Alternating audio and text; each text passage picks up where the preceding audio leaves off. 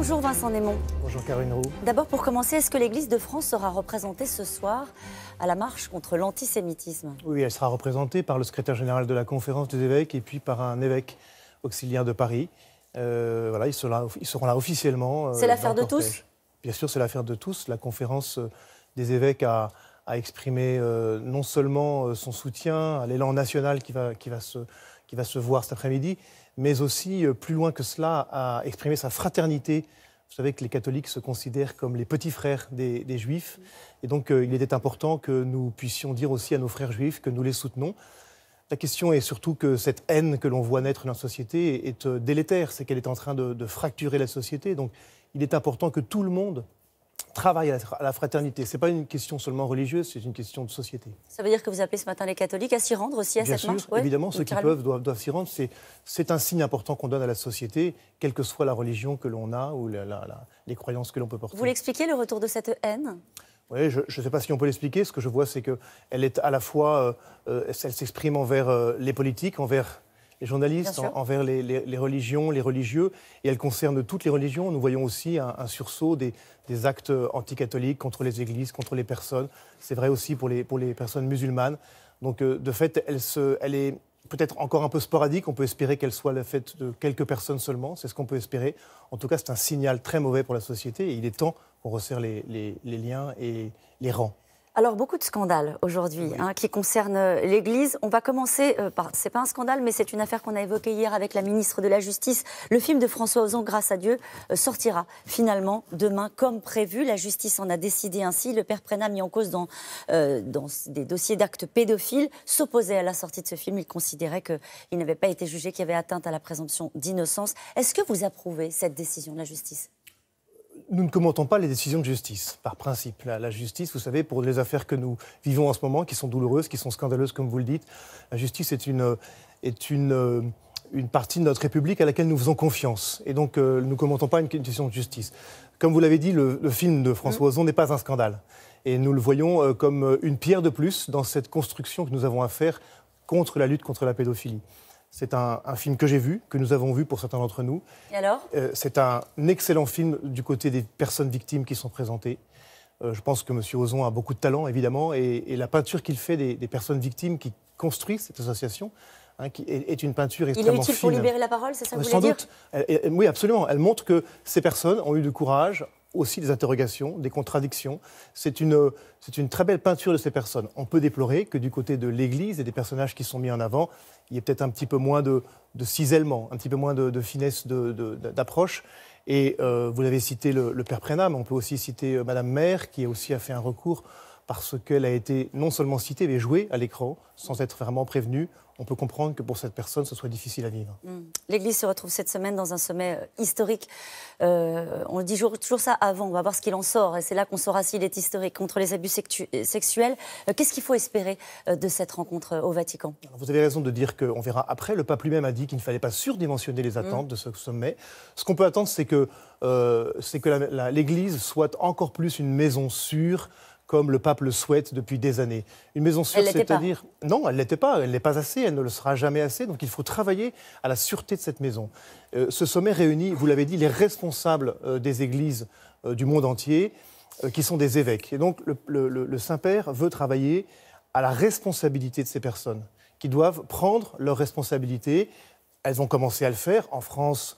Bien sûr, c'est quelque chose qui est très présent depuis des années, mais on va continuer. Et l'important, c'est que le monde entier sera présent. Pardonnez-moi. Concrètement, qu'est-ce que ça veut dire ? On a eu l'impression, et ce n'est pas qu'une impression, que certains hauts responsables de l'Église ont parfois dissimulé des actes pédophiles, n'ont pas dénoncé, n'ont pas pris les mesures nécessaires. Qu'est-ce que pourrait changer ce sommet-là, justement, avec des mesures concrètes ? Caroline Roux, ce n'est pas une impression. On a la certitude que des personnes de l'Église ont caché des faits. On le sait, la justice l'a dit, et nous l'avons dit aussi. Donc cette question, elle est claire et il faut qu'elle s'arrête.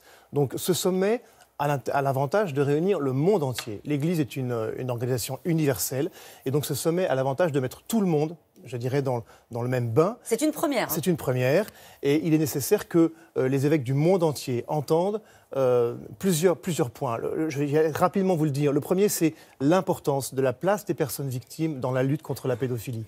Nous l'avons expérimenté en France. Le pape a demandé aux évêques qui viennent à Rome de rencontrer des personnes victimes.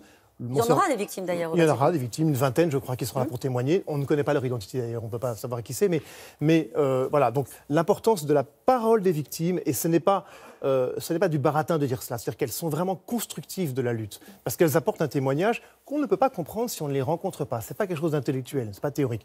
Et puis la responsabilité, une responsabilité d'ordre judiciaire, une responsabilité d'organisation, de prévention. Donc il faut que tous les évêques du monde, y compris les évêques d'autres continents, entendent la même chose et partagent aussi. C'est important, il y aura des moments de partage entre les évêques qui vont pouvoir se rendre compte de ce que font leurs frères évêques d'autres pays. Est-ce qu'il faut changer la méthode de recrutement des prêtres ? La méthode de recrutement des prêtres, il faut sûrement l'accompagner. Vous savez, la méthode de recrutement, c'est une école, ce qu'on appelle le séminaire, où les prêtres restent pendant 7 ans à apprendre, entre guillemets, le métier de prêtre, en tout cas à creuser leur vocation personnelle à laquelle ils se sentent appelés. Et donc sans doute, et c'est aussi un travail qui est engagé en France et dans le monde entier, faut-il que dans les séminaires, cette question de la prévention soit plus présente encore. Le pape a défroqué l'ex-cardinal américain Theodore McCarrick, 88 ans, accusé d'abus sexuels il y a près d'un demi-siècle. Une volonté, clairement, là pour le coup, du pape de montrer que les choses ont changé ? Sans doute. En tout cas, j'oserais dire que c'est une bonne nouvelle avant ce sommet, de montrer qu'un prêtre, fût-il cardinal, est renvoyé de l'état clérical par le pape. C'est-à-dire que c'est ça la tolérance zéro. Voilà. Et puisqu'il a commis des actes répréhensibles, on lui retire sa fonction et son service de prêtre. Un ancien agent de la ville de Paris a porté plainte pour agression sexuelle contre Monseigneur Luigi Ventura, représentant du pape en France. Une première plainte a été déposée la semaine dernière. Est-ce que vous demandez la levée de son immunité diplomatique ? Vous savez qu'une deuxième plainte a été déposée hier. Oui, ça fait 2, c'est ça. Nous ne pouvons pas demander la levée de l'immunité diplomatique. Ce n'est pas le rôle de la conférence des évêques de France de demander cette levée. C'est éventuellement aux plaignants qui font l'objet d'une enquête, enfin en tout cas pour Monseigneur Ventura.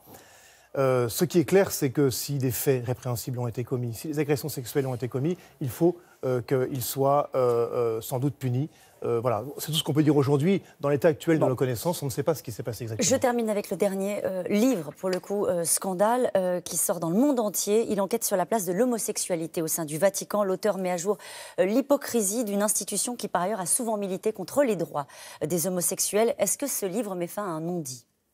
Je ne pense pas. D'abord, je n'ai pas lu le livre, je ne l'ai pas reçu, donc on ne peut pas savoir exactement ce qu'il y a dedans. On a lu les bonnes feuilles, vous et moi. Quelques-unes des feuilles que l'on a lues sont discutables, notamment un évêque français est mis en cause pour son côté efféminé. Je ne sais pas si on peut en déduire que pour autant c'est un homosexuel. Ce que je sais, c'est que les gens qui ont lu ce livre trouvent qu'il y a pas mal de choses qui sont d'ordre mensonger.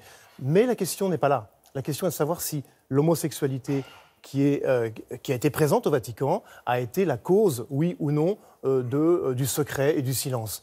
C'est ça la thèse de l'auteur. Et c'est là, je pense, où il faut être très vigilant, surtout au moment où s'ouvre un sommet sur la lutte contre la pédophilie. Ne confondons pas les sujets et ne voyons pas un arbre qui cache la forêt. C'est très important de rester concentré sur ce sommet qui, vous l'avez dit, sera peut-être historique. Peut-être. Voilà. Merci beaucoup, Vincent Némon. Merci. Très volant.